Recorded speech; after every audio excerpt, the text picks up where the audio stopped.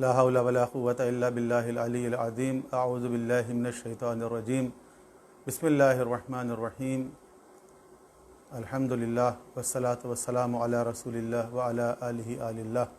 واللعنة الدائمة الأبدية على أعدائهم أعداء الله من يوم عداوتهم إلى يوم لقاء الله۔ حضرات محترم، ایک مرتبہ پھر ہم جمعے کے دن ایک لاک ڈاؤن کی صورت میں گزار رہے ہیں اور نماز جمعہ کا اہتمام نہیں کیا گیا ہے۔ بہت سے مومنین فون کر کے پوچھ رہے ہیں کہ جمعے کی نماز کیوں شروع نہیں ہو رہی ہے، کیونکہ بعض مقامات پر جمعے کی نماز شروع ہو چکی ہے اور بہت سی مساجد میں، جامع مساجد میں اب تک جہاں بڑے بڑے اجتماعات ہوتے ہیں شیعوں کے، وہاں اب تک نماز جمعہ شروع نہیں کی گئی ہے۔ بعض لوگ یہ کہہ رہے ہیں کہ سندھ حکومت نے تو اجازت دے دی ہے، تو دیکھیں سندھ حکومت نے جو اجازت دی ہے وہ اسی معاہدے کے مطابق دی ہے جو وفاقی حکومت سے علماء کرام کا ہوا تھا، یعنی صدر مملکت سے جو علماء کرام کی میٹنگ ہوئی اور اس میں جو SOPs طے کیے گئے تھے تو اس کے مطابق نماز جمعہ کی اجازت اس وقت بھی تھی اور اسی کے مطابق نماز جمعہ کی اجازت اس وقت سندھ گورنمنٹ نے دی ہے۔ لیکن اس وقت بھی ہمارے علماء کرام کا موقف یہی تھا کہ ان SOPs کے تحت ہمارے یہاں نماز کا انعقاد مشکل ہے، کیونکہ اس میں کچھ شرائط ایسی تھیں، مثال کے طور پر فاصلے جو ہے وہ 6 فٹ کا فاصلہ ہوگا نمازیوں کے درمیان، تو 6 فٹ کے فاصلے سے تو صف بندی ہمارے یہاں نہیں ہو سکتی۔ بعض لوگوں نے اس کی ایک انٹرپریٹیشن بھی کی کہ اس کو 3 فٹ کر لیا جائے، لیکن 3 فٹ اگر کر بھی لیا جائے گو کہ اس معاہدے کی خلاف ورزی ہے، لیکن اگر 3 فٹ کر بھی لیا جائے اور اکثر مساجد میں یہی ہو رہا ہے تو ایک انسان جو ہے وہ کتنی جگہ گھیرے گا اور ایک مسجد میں کتنے نمازی آ سکتے ہیں۔ اگر کوئی بہت بڑی مسجد ہو، مسجد میں صحن ہو، پھر تو شاید کافی تعداد میں لوگ وہاں پر آ جائیں، لیکن ہمارے یہاں جو ایک 600 گز کا گھر ہے اور اس میں سے بھی آدھے سے کم حصے میں نماز ہو پاتی ہے، تو یہاں 3 فٹ کے فاصلے سے یا 6 فٹ کے فاصلے سے بہت کم لوگ نماز پڑھ سکیں گے۔ پہلے ہی ہمارے یہاں نمازی زیادہ ہیں اور جگہ کم ہے، اور پھر لوگ جو ہیں وہ اگر آئیں گے تو ان کو کس طرح روکا جائے گا، کس طرح منع کیا جائے۔ ایک شخص نماز پڑھنے کے لیے آیا ہے، اس کو آپ کیسے روک سکتے ہیں؟ یہاں آپ لوگوں سے جب کار کی پارکنگ کے لیے کہتے ہیں تو وہ نہیں سنتے اور غلط جگہ پہ کہنے کے باوجود بار بار پارکنگ کرتے ہیں، تو ایک مشکل کام ہے۔ بہرحال پھر مزید یہ ہے کہ صفیں نہیں بچھائی جائیں گی، لوگ جائے نماز لے کر آئیں گے، اس جگہ کو پہلے ڈی انفیکٹ کیا جائے گا اور سینیٹائزر رکھا جائے گا اور وغیرہ وغیرہ، بہت ساری شرائط ہیں۔ ان تمام شرائط کو پورا کرنا ایک مشکل کام ہے، ناممکن نہیں ہے لیکن ایک مشکل کام ہے۔ تو ابھی تک تو یہی فیصلہ کیا گیا ہے کہ نماز قائم نہ کیا جائے۔ انشاءاللہ جیسی حالات بہتر ہوں گے یا ہم SOPs پہ عمل کرنے کے قابل ہو جائیں گے تو انشاءاللہ نماز شروع ہو جائے گی۔ بہرحال یہ جو ایام ہیں، عید سعید فطر گزر چکی ہے اور اب ہم شوال کے پہلے ہفتے کے بعد دوسرے ہفتے میں داخل ہو رہے ہیں، اور یہ جو شوال کا دوسرا ہفتہ ہے یہ انتہائی غم اور اندوہ کا ہفتہ ہے، اور اس کا آغاز جو ہے وہ انہدام جنت البقیع کے اس تاریخی اور سیاہ دن سے ہوتا ہے، یعنی 8 شوال المکرم، کہ جب اہل سعود کی حکومت مکہ اور مدینہ پر ہوئی تو انہوں نے مکے میں جنت المعلیٰ کو مسمار کیا اور مدینہ میں جنت البقیع کو مسمار کیا۔ یہ بات ہے 1925 کی۔ عالم اسلام میں اس حوالے سے شدید غم و غصے کی لہر دوڑ گئی اور مسلمانوں نے اس پر شدید احتجاج کیا دنیا بھر میں، لیکن چونکہ مسلمان جو ممالک اس وقت ممالک ہیں وہ اس وقت زیادہ تر غلامی میں تھے، جیسے ہندوستان میں بھی برطانیہ کی غلامی تھی اور دیگر عالم اسلام کے ممالک بھی، کہیں برطانیہ مسلط تھا، کہیں فرانس مسلط تھا، کہیں پرتگیز مسلط تھے، مختلف ریجن کے اندر مختلف جو ہے وہ کالونیل گورنمنٹس قائم تھی، استعماری طاغوتی طاقتوں کی، اور آل سعود کو ان کی حمایت حاصل تھی۔ یہ وجہ ہے کہ وہاں سے جاتے جاتے استعماری طاقت نے آل سعود کو وہاں کا حاکم بنا دیا۔ جن جن خطوں کے اندر ان کے جتنے وفادار لوگ تھے ان سب کو کسی کو بادشاہ بنا دیا گیا، کسی کو خلیفہ بنا دیا گیا، کسی کو امیر بنا دیا گیا، کسی کو صدر وزیر اعظم بنا دیا گیا۔ تو جن لوگوں نے استعمار کی، طاغوت کی زیادہ خدمت کی، ان کو یہ عہدے دیے گئے۔ بلکہ اس خدمت میں بھی ایک مقابلہ چل رہا تھا، اور حجاز مقدس میں توقع یہ تھی کہ شریف مکہ کو شاید یہ اختیارات دے دیے جائیں، کیونکہ شریف مکہ کا خاندان بھی بہت ایکٹیو تھا، لیکن آل سعود نے زیادہ وفاداری کا مظاہرہ کیا، اس لیے آل سعود کو یہ دے دیا گیا۔ اور اسی دوران جو ہے وہ مسلمانوں کی جو ایک رہی صحیح مرکزیت تھی، یعنی سلطنت عثمانیہ، اس کا خاتمہ کر دیا گیا، اور اس طرح جو مسلمانوں کی ایک رہی صحیح، جس کو میں لنگڑی لولی خلافت کہتا ہوں، اس کا بھی بالآخر خاتمہ ہو گیا۔ کیونکہ لنگڑی لولی اور کمزور خلافت بھی اگر موجود رہتی تو اس کے اندر کبھی بھی جان پیدا ہونے کا امکان تھا، لیکن چونکہ اس کا خاتمہ کر دیا گیا، لہذا مسلمانوں میں دوبارہ ایسی مرکزیت پیدا ہونے کا امکان ختم ہو گیا، اور اس کے بعد علاقائی حکومتیں، قومی حکومتیں، نیشنل اسٹیٹس کا جو کانسیپٹ ویسٹ میں تھا، مغرب میں تھا، وہی مسلمانوں میں دے دیا گیا، اور جو مسلمانوں کے صوبے تھے وہ ممالک بنا دیے گئے۔ عراق ایک صوبہ تھا، یمن ایک صوبہ تھا، شام ایک صوبہ تھا، حجاز ایک صوبہ تھا۔ یہ سب صوبے تھے جن کو ممالک کی شکل دے دی گئی۔ ان میں بعض تو بہت ہی چھوٹے ہیں، قطر جس طرح ہے، بہت ہی چھوٹا سا ایک ملک ہے، چھوٹی سی ایک ریاست ہے۔ بحرین بہت چھوٹی سی ریاست ہے جو کبھی ایران کے کنٹرول میں تھی۔ ان سب کو آہستہ آہستہ کر کے ممالک بنا دیا گیا، اور جو وہاں پر استعمار کی خدمت کرنے والے خاندان تھے ان کو حکمران بنا دیا گیا۔ بعض تو ان میں سے وہ تھے جو بحری اور صحرائی قزاق تھے، ڈاکو تھے، لٹیرے تھے، اور یہی لوگ بعد میں حکمران خاندان بن گئے۔ حجاز مقدس جس کو کہتے ہیں عالم اسلام میں، مکہ اور مدینہ جس میں ہے، اس خطے پہ آل سعود کی حکومت آئی۔ انہوں نے اپنے باپ کے نام پر اس کو سعودی عرب نام رکھ لیا، اور اس کے بعد یہاں پر انہوں نے وہابی نظریات کو فروغ دیا۔ وہابی نظریات بھی استعماری طاقتوں کی سرپرستی میں چلتا رہا، اور اس کے بعد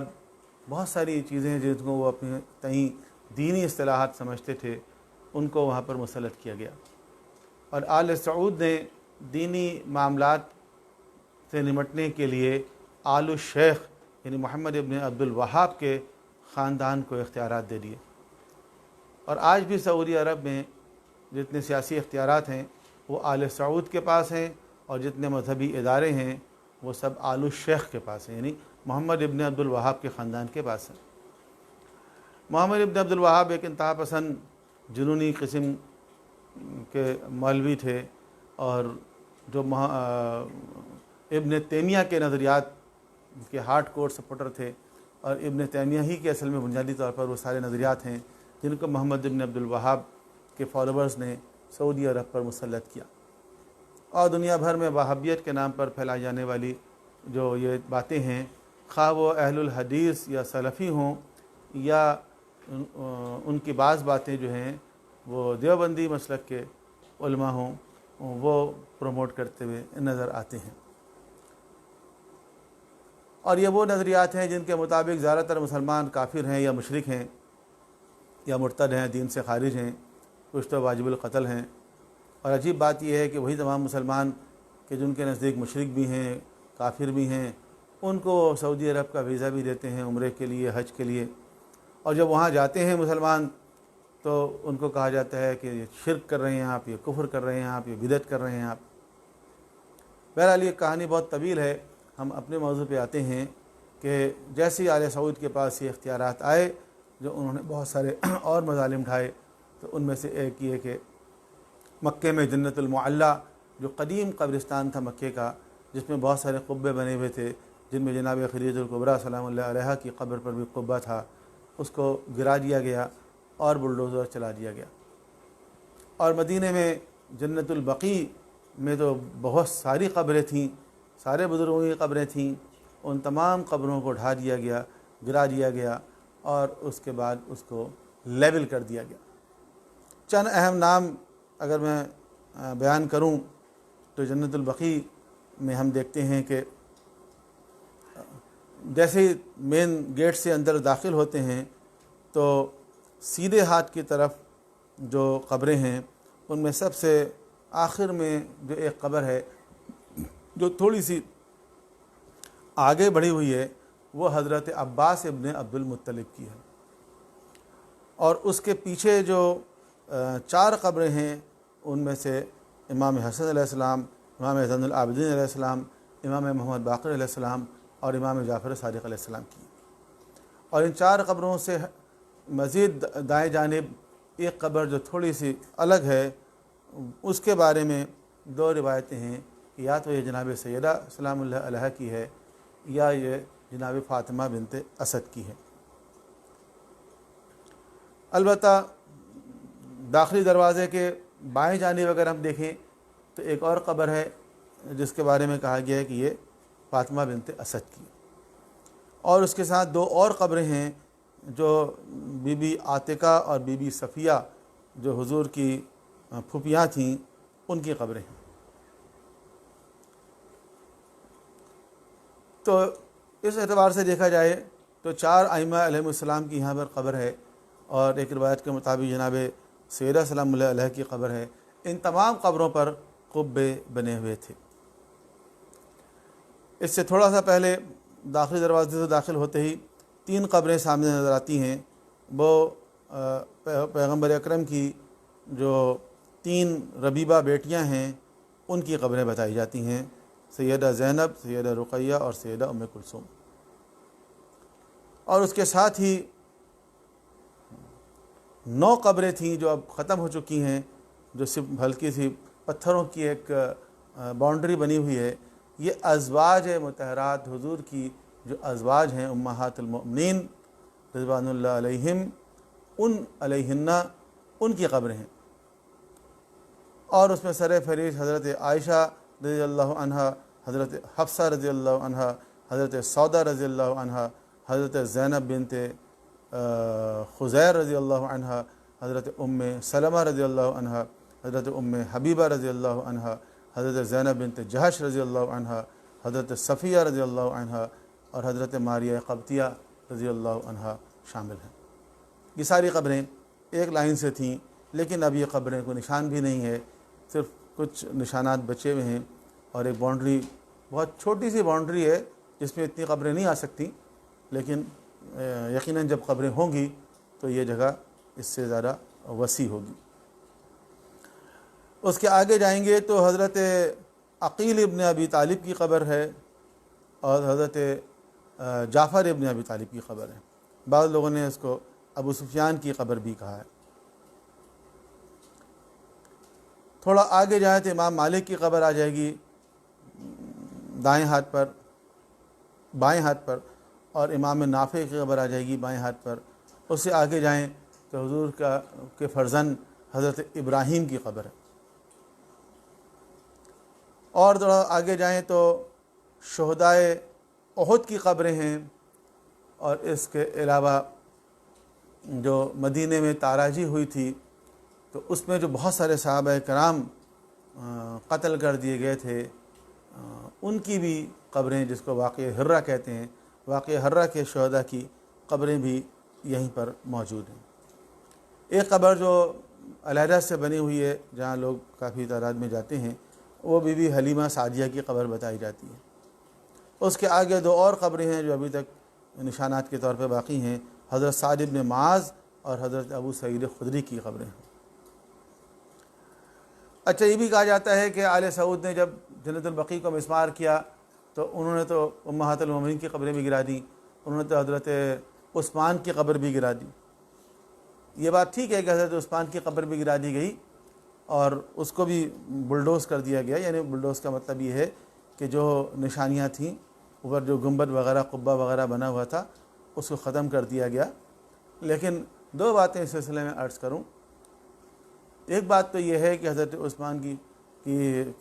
جو قبر ہے اس وقت وہ بہت سلیقے سے بنی ہوئی ہے، یعنی قبر تو پراپر نہیں ہے لیکن مناسب طریقے سے اس کو گھیرا گیا ہے، اس کے چاروں طرف پکی ایک چبوترا بنایا گیا ہے، وہاں پر لوگوں کے جانے پر پابندی نہیں ہے، وہاں آپ سورہ فاتحہ بھی پڑھ سکتے ہیں، وہاں آپ کبوتر کو دانے بھی ڈال سکتے ہیں، وہاں آپ ہاتھ اٹھا کے بھی دعا کر سکتے ہیں۔ تو سامنے اگر شرطے اور متبع موجود بھی ہوں تو وہ کچھ نہیں کرتے۔ اس کے برخلاف ائمہ طاہرین کی جو قبر ہے، اہل بیت اطہار کی جو قبریں ہیں، ان کی طرف جانا بھی منع ہے۔ اس سے 200 میٹر کے فاصلے پر پہلے ہی ایک گرل لگا دی گئی ہے، اور وہاں مسلسل سیکیورٹی والے کھڑے ہوتے ہیں، زیادہ دیر تک کسی کو کھڑا نہیں ہونے دیتے، وہاں کھڑے ہو کے سلام نہیں کر سکتے، وہاں کوئی چیز پڑھ نہیں سکتے، ہاتھ اٹھا کے دعا نہیں کر سکتے۔ یہ ساری پابندیاں جو ہیں وہ اہل بیت اطہار کی قبروں کے لیے ہیں، حضرت عثمان کی قبروں کے لیے یہ پابندیاں نہیں ہیں۔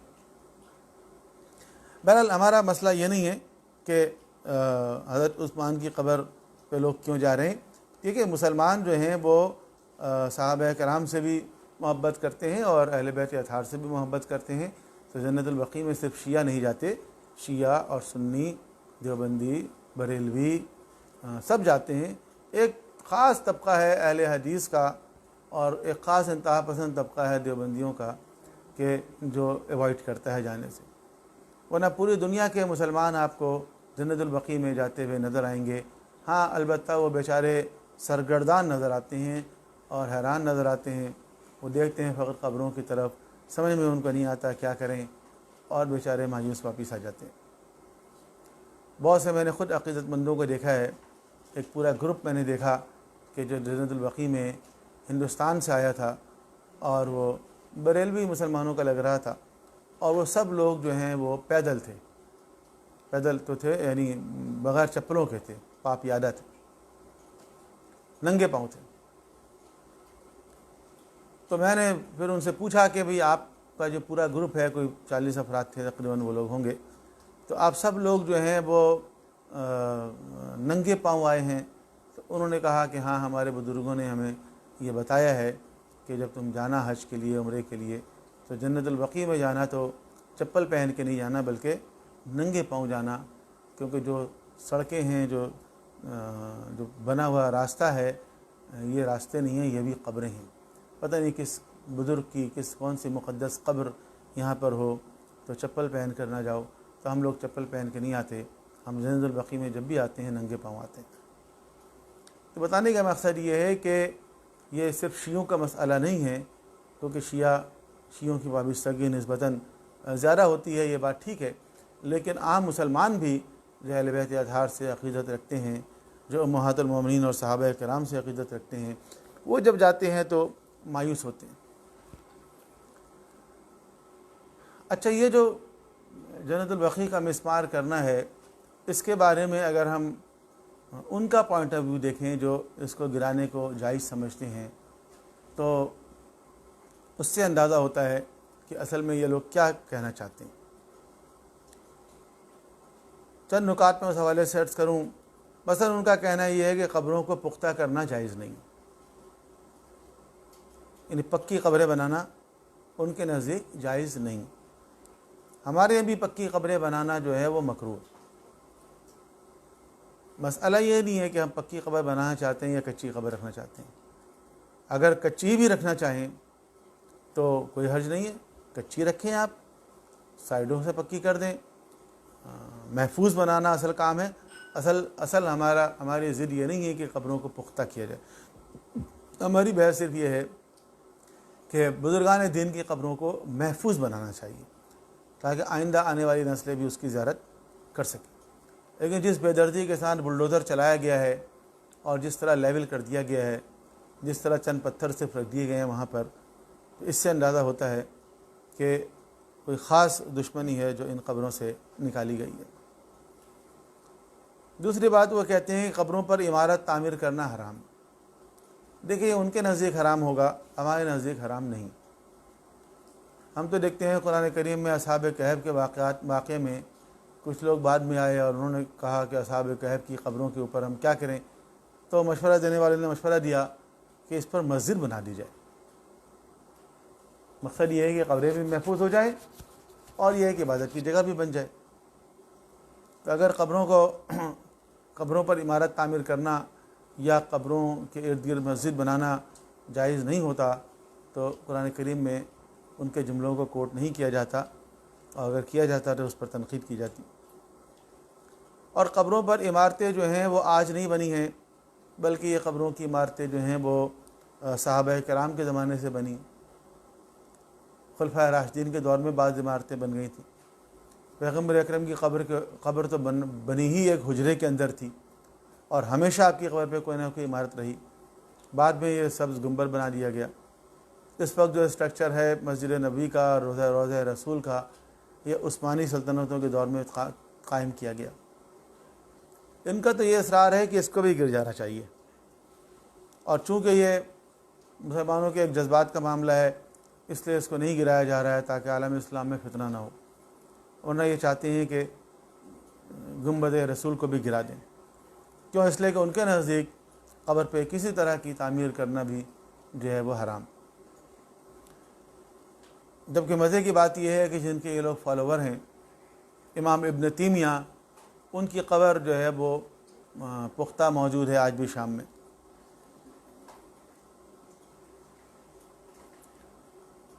ان کا یہ بھی کہنا ہے کہ قبروں پر روشنی کا انتظام کرنا اسراف ہے، فضول خرچی ہے، اس لیے پوری جنت البقیع میں کوئی ایک لائٹ نہیں لگائی گئی۔ جنت البقیع صرف ویسی دشمنی ہے، لیکن روضہ رسول میں بھی اگر آپ دیکھیں تو قبر کے اندر، جالی کے اندر ایک لائٹ نہیں ہے، اندھیرا گھپ ہوتا ہے، اور جو لوگ اندر جھانک جھانک کے دیکھنے کی کوشش کرتے ہیں ان کو کچھ بھی نظر نہیں آتا۔ اور مسجد نبوی میں اتنی لائٹیں لگائی گئی ہیں کہ ہر مینار، ہر دروازے، ہر محراب سے روشنی پھوٹ رہی ہے، لیکن اگر آپ غور کریں، جو لوگ گئے ہیں وہ دیکھ سکتے ہیں، جو نہیں گئے ہیں وہ تصویروں میں دیکھ لیں کہ کسی ایک بلب کا رخ جو ہے وہ سبز گنبد کی طرف نہیں۔ یہ الگ بات ہے سبز گنبد پھر بھی چمک رہا ہے رات کے اندھیرے میں، لیکن ان کی طرف سے یہ انتظام کیا گیا ہے کہ کسی ایک بلب کا رخ بھی سبز گنبد کی طرف نہ ہو۔ کیوں؟ اس لیے کہ ان کے نزدیک یہ اسراف ہے۔ اور مسجد نبی کے سامنے ہی سڑک کے اس طرف جو اوقاف کا دفتر ہے، مسجد نبی کے انتظامیہ کا جو دفتر ہے، اس دفتر کی بلڈنگ کو باہر سے بڑے بڑے سرچ سے لائٹ مارا جا رہا ہے، صرف بلڈنگ کو دکھانے کے لیے، چمکانے کے لیے، اور صرف روضہ رسول اور جنت البقیع میں لائٹ جلانا جو ہے وہ ان کے خیال میں اسراف ہے، گناہ ہے، حرام ہے، اور اسراف کرنے والے شیطان کے بھائی ہیں۔ اور آس پاس جو اسراف وہ کر رہے ہیں وہ کسی کو نظر نہیں آ رہا۔ ان کا یہ بھی خیال ہے کہ قبر پرستی شرک ہے، اور جو لوگ وہاں جاتے ہیں زیارت کے لیے وہ قبر پرستی کرتے ہیں۔ قبر پرستی کرنا پورے عالم اسلام کے نزدیک شرک ہے، شیعوں کے نزدیک بھی شرک ہے، سنیوں کے نزدیک بھی شرک ہے۔ اگر کوئی قبر کی پرستش کرے، اس کو معبود سمجھ کے سجدہ کرے، یہ شرک ہے۔ کسی بھی چیز کو، غیر خدا کو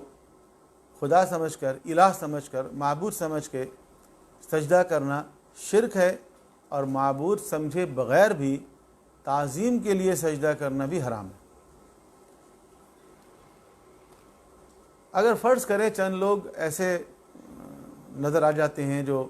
کسی قبر پہ سجدہ کر رہے ہوں، تو پہلی بات تو یہ ہے کہ اس کی نیت کیا ہے آپ کو نہیں معلوم، کہ وہ قبر پرستی کر رہا ہے جو کہ شرک ہے، یا تعظیم والا سجدہ کر رہا ہے جو کہ حرام ہے، یا سجدہ شکر کر رہا ہے جو جائز ہے۔ کسی بھی جگہ سجدہ شکر کرنا جائز ہے، یعنی خدا کو سجدہ کرنا کہ خدا نے زیارت کی توفیق دی۔ اس کا ان چیزوں کا تعلق نیتوں سے۔ اور اگر فرض کریں کہ ایسی کوئی بات ہے بھی، تو جس طرح ابھی آپ لوگوں کو کندھا موڑ کے قبلے کی طرف کر دیتے ہیں، تو ایسے لوگوں کو جو سجدہ کرنے والے ہیں ان کو روک لیں۔ کسی بھی جگہ اگر کوئی غلط کام ہو رہا ہو، مذہب کے نام پہ ہی ہو رہا ہو، تو اس کام کو روکا جائے گا نا۔ لوگ حج کے لیے جاتے ہیں، بعض اوقات ہیروئن لے کے جاتے ہیں، ہر سال کچھ لوگ پکڑے جاتے ہیں منشیات کے چکر میں، ان کو سزائے موت بھی دی جاتی۔ تو کیا اگر کچھ لوگ ہیروئن لے کے جا رہے ہیں حج کے لیے، عمرے کے لیے، تو حج اور عمرے کو روک دیا جائے گا یا ہیروئن لے آنے والے کو پکڑا جائے گا؟ تو جو لوگ قبر پرستی کرتے ہیں ان کو روکنا چاہیے، نہیں ہے کہ قبر کو بلڈوز کر دینا چاہیے۔ ایک اور بات جو وہاں پہ بھی کرتے رہتے ہیں ان کے مطابق کہ قبروں کی زیارت کرو لیکن عبرت کے لیے، اور حضور نے فرمایا قبروں کی زیارت کیا کرو تم لوگ، اس سے عبرت حاصل کرو۔ یہ بات ہمارے یہاں بھی ہے، حدیث میں بھی آئی ہے کہ انسان کو قبرستان جانا چاہیے، تشییع جنازہ کرنا چاہیے، غسل و کفن دینا چاہیے، تاکہ اپنی موت کو یاد کرے، اپنی قبر کو یاد کرے، عبرت حاصل کرے۔ قبرستان جانا چاہیے تاکہ احساس ہو کہ ہمیں بھی ایک دن آنا ہے۔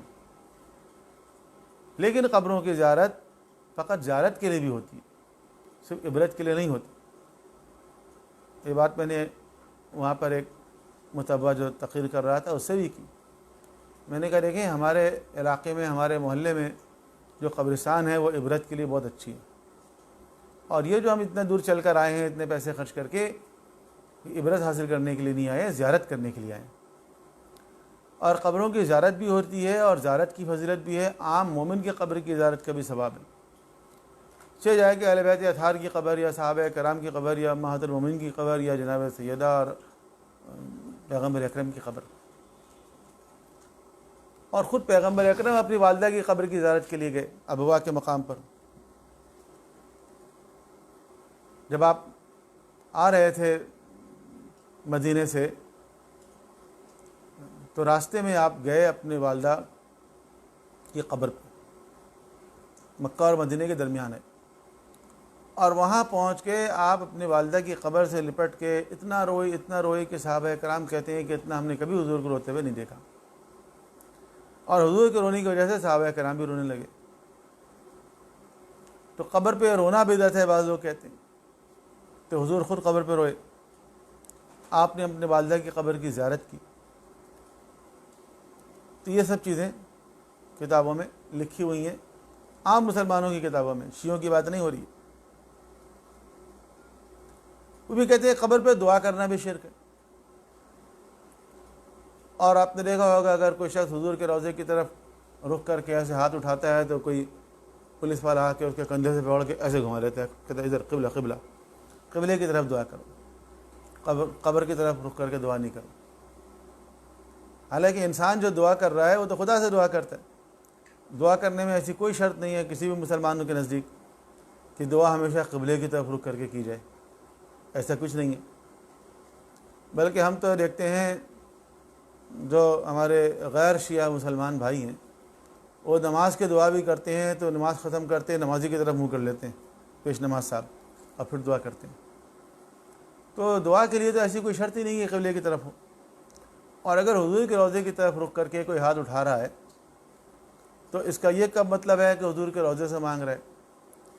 وہ تو حضور کا واسطہ دے کے، وسیلہ دے کے خدا سے دعا کرتا ہے، اور خود قرآن کریم کے اندر یہ بات لکھی ہوئی ہے، اور یہ آیت حضور کے روضے کے اوپر بھی لکھی ہوئی ہے کہ کیا ہی اچھا ہوتا کہ یہ لوگ اپنے نفسوں پہ ظلم کرنے کے بعد آپ کے پاس آتے اور آ کے خدا سے استغفار طلب کرتے، تو وہ خدا اور آپ بھی ان کے لیے استغفار کرتے، تو وہ خدا کو زیادہ تواب اور رحیم پاتے۔ یعنی یہ آ کے آپ کے روضے پہ استغفار کریں، حضور کے سامنے آ کے کریں، آپ ہم حضور کے سامنے تو نہیں، ان کے روضے پہ جا کے کر سکتے ہیں۔ اور ان کے روضے پہ اس آیت کو لکھنے کا مقصد کیا ہے؟ یہی ہے نا کہ اگر ان کی زندگی میں ہوتے تو ان کے پاس جا کے استغفار کرتے، اور آج ہم اس زمانے میں نہیں ہیں تو ان کی قبر پہ جا کے اسی طرح استغفار کریں تاکہ حضور بھی ہمارے لیے استغفار کریں۔ تو کوئی انسان کیا دعا کر رہا ہے کسی کو کیا پتہ؟ اگر حضور کی قبر کو وسیلہ بنا رہا ہے تو وہ کہتے ہیں نہیں، یہ وسیلہ بنانا بھی جائز نہیں۔ حالانکہ خلفائے راشدین کے دور میں حضور کی قبر کو وسیلہ بنایا گیا، جب بارش نہیں ہو رہی تھی تو حضور کی قبر پہ آ کے لوگ دعا مانگا کرتے تھے۔ حضرت عمر نے خود کہا حضرت عباس ابن عبد المطلب سے کہ آپ آ کے دعا کرائیے، اور حضرت عباس نے حضور کے واسطہ دے کر دعا کی اور بارش ہوئی۔ تو قبر کو وسیلہ بنانے کا مطلب ہے صاحب قبر کو وسیلہ بنانا۔ اور آخری بات اور بیان کر دوں کہ ایک روایت بیان کی جاتی ہے جو بہت شد و مت کے ساتھ وہاں بیان بھی کرتے ہیں یہ لوگ، کہ حضور نے تو مولا علی سے کہا کہ جاؤ اور ساری قبریں گرا دو، اور مولا علی گئے اور قبروں کو گرا کے آ گئے، اور وہ بھی حضور کسی جنگ کے لیے شہر سے باہر گئے ہوئے تھے، اور اتنی جلدی تھی حالانکہ نہ کوئی قرآن کی آیت آئی۔ اگر قرآن کی آیت آ گئی ہوتی ہے کہ جلدی کرو فوراً جا کے قبریں گرا دو، پھر تو کوئی بات تھی، ایسی کوئی آیت بھی نہیں آئی، نہ کوئی حکم ہے اللہ کا۔ یوں ہی حضور نے حضرت علی کو بلایا اور کہا جا کے مدینے کی ساری اٹھی ہوئی قبریں گرا دو، اور تھوڑی دیر کے بعد حضور آئے، واپس آنے کے بعد انہوں نے رپورٹ کر دی، ساری قبریں گرا دی گئیں، جیسے کوئی بلڈوزر لے کر گئے اور ایک دم جا کے ساری کرا کر آ گئے۔ حالانکہ اتنا آسان نہیں تھا کہ مدینے میں جا کے ساری قبروں کو گرا دیتے، قبروں کا تعلق مختلف قبائل سے تھا۔ اگر کسی کے قبیلے کے بزرگوں کی قبروں کو حضرت علی گراتے تو وہ یقیناً رجسٹ کرتا، اور ساری کارروائی کر کے 1 گھنٹے میں آ کے رپورٹ بھی کر دی کہ ہو گیا۔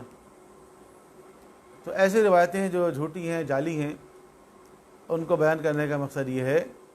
شاید اسلام کا یہ حکم ہے کہ قبروں کو گرا دیا جائے، حالانکہ ایسا نہیں ہے۔ قبریں اس زمانے میں بھی موجود تھیں، اور عالم اسلام میں کئی 100 سال تک مختلف علاقوں میں قبریں رہیں۔ آج تک دنیا میں بعض جگہوں پر انبیاء علیہ السلام کی قبریں موجود ہیں، صحابہ کرام کی قبریں موجود ہیں، فلسطین میں قبر موجود ہے انبیاء علیہ السلام کی۔ خود خانہ کعبہ جو ہے اس کے اطراف میں جو سرکولر وال ہے ایک، اس میں حضرت ہاجرہ کی قبر ہے، جناب اسماعیل علیہ السلام کی قبر ہے۔ تو قبریں تو بہت سے مقامات پر،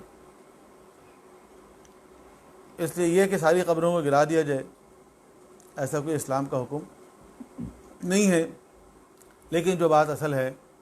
وہ یہی ہے کہ دشمنی جو ہے وہ اہل بیت اطہار سے ہے، اور اہل بیت اطہار کی قبروں سے ہے۔ اسی لیے جنت البقیع کو مسمار کر دیا گیا، ڈھا دیا گیا،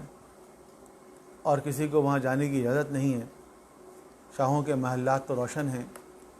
ان کے آباء و اجداد کے لیے خصوصی قبرستان بنایا گیا ہے جہاں ساری قبریں محفوظ رکھی جاتی ہیں۔ ان کے اپنے بہت سارے بزرگوں کی قبریں آج تک محفوظ ہیں۔ جو لوگ ہندوستان اور پاکستان میں وہابیت کو فروغ دینے والے، پھیلانے والے ہیں، علماء، ان کی قبریں محفوظ ہیں ہندوستان میں، پاکستان میں۔ لیکن اگر کہیں پر جانے کی اجازت نہیں ہے تو وہ جنت البقیع ہے۔ اس پر احتجاج ہوتا رہا ہے۔ 1925 میں یہ واقعہ پیش آیا، اس وقت سے لے کے آج تک مسلسل اس پر احتجاج ہوتا ہے، لیکن یہ احتجاج بہت شدید نہیں ہے۔ لیکن جس طرح سے عالم اسلام میں ہم دیکھ رہے ہیں تبدیلی آ رہی ہے، اور ایک ایک کر کے یہ حکمران ظالم بادشاہ جو ہے وہ نیست و نابود ہو رہے ہیں۔ کوئی 40 سال پرانا تھا وہ بھی چلا گیا، کوئی 32 سال والا تھا وہ بھی چلا گیا، کوئی 28 سال والا تھا وہ بھی چلا گیا، کوئی 22 سال والا تھا وہ بھی چلا گیا۔ تو وہ وقت دور نہیں جب آل سعود کا سورج بھی غروب ہو جائے گا۔ حالات تو آج کل بہت سخت ہیں، آئل کے پیسے سے، تیل کے پیسوں سے جو عیاشی تھی وہ ختم ہو رہی ہے۔ تیل کی قیمت بہت گر گئی ہے، اور پوری معیشت ان کی تیل کی وجہ سے چل رہی تھی۔ پوری دنیا میں لاک ڈاؤن کی وجہ سے تیل کی سیل میں بہت کمی آ گئی ہے۔ اس کے ساتھ ساتھ جو ان کے ایڈونچر سے ان میں بھی ان کو نقصان پہنچا۔ یمن پر مسلسل پیسے خرچ ہوئے، لیکن سوائے بے گناہوں کے قتل عام کے کچھ حاصل نہیں ہوا۔ پھر آل سعود کے اپنے خاندان کے اندر جو اختلافات ہیں، شہزادوں کو جس طرح گرفتار کیا گیا ہے، اس سے ان کے اندر بغاوت کا امکان نظر آ رہا ہے، اور اختلافات تو واضح نظر آ رہے ہیں۔ یہ ساری چیزیں وہ حقیقتیں ہیں جن کو سامنے رکھ کے ہم یہ کہہ سکتے ہیں کہ وہ دن دور نہیں ہے جب انشاءاللہ آل سعود کا سورج بھی غروب ہوگا، اور حرمین شریفین میں، حجاز مقدس میں ایک ایسی حکومت آئے گی جو عالم اسلام کی نمائندہ حکومت ہوگی، اور انشاءاللہ تمام مسلمانوں کے لیے، شیعہ ہوں یا سنی ہوں یا کسی بھی مذہب اور مکتب سے ان کا تعلق ہو، ان کے لیے مسجد نبوی، خانہ کعبہ، جنت البقیع، جنت المعلیٰ اور دیگر مقامات کھول دیے جائیں گے۔ تاریخی مقامات کو محفوظ بنایا جائے گا جس کو آل سعود نے مٹانے کی کوشش کی ہے۔ تو انشاءاللہ وہ وقت دور نہیں۔ اس دعا کے ساتھ ہم ختم کرتے ہیں کہ بار الہ اس دنیا میں جو ایک وبا آئی ہوئی ہے اس سے عالم بشریت کو نجات عطا فرما۔ مسلمان جہاں جہاں بھی کفر و ضلالت و گمراہی و ظلم و ستم کے خلاف برسر پیکار انہیں کامیابی عطا فرما، مسلمانوں کے تمام مخلص رہنماؤں کو طول عمر عطا فرما، اس روئے زمین کو عدل و انصاف سے پر کرنے کے لیے، شہداء کربلا کا انتقام لینے کے لیے، جنت البقیع کی تعمیر کے لیے اپنی آخری حجت کے ظہور میں تعجیل فرما، ہم سب کو امام علیہ السلام کے انصار وان میں سے قرار دے۔ ربنا تقبل منا انک انت السمیع العلیم برحمتک یا ارحم الراحمین۔